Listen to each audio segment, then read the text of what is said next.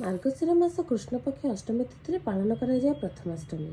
ଏହି ଦିନ ଘରର ସାନ ମାନେ ମୋ ଭଳିଆ ଛୁଆମାନେ ଯେତେ ମନ ଦୁଃଖ କରି ବସିଲେ ମଧ୍ୟ ଘରର ବଡ଼ ବା ପ୍ରଥମ ସନ୍ତାନର ସୁଖ ଓ ସମୃଦ୍ଧି ପାଇଁ ଘରେ ହୁଏ ଫୁଲ୍ ସେଲିବ୍ରେସନ୍।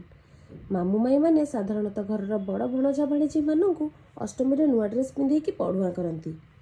ମାମୁଁ ଘରୁ ବିଭିନ୍ନ ପ୍ରକାର ପୂଜା ସାମଗ୍ରୀ, ବିରି, ଚାଉଳ, ଗୁଡ଼ ଓ ହଳଦୀ ପତ୍ର ଇତ୍ୟାଦି ମଧ୍ୟ ଆସେ, ଯାହାକୁ ବ୍ୟବହାର କରି କରାଯାଏ ଏଣ୍ଡୁରି ପିଠା ଆଉ ଅର୍ପଣ କରାଯାଏ ମା ଷଷ୍ଠୀ ଦେବୀଙ୍କି।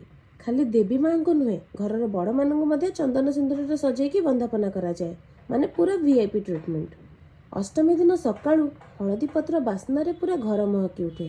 ଖାଲି ବାସ୍ନା ଓ ସ୍ୱାଦ ନୁହେଁ, ହଳଦୀ ପତ୍ରର ହେଲ୍ଥ ବେନିଫିଟ୍ସ ମଧ୍ୟ ଏ ପିଠାକୁ ବନାଏ ନିଆରା।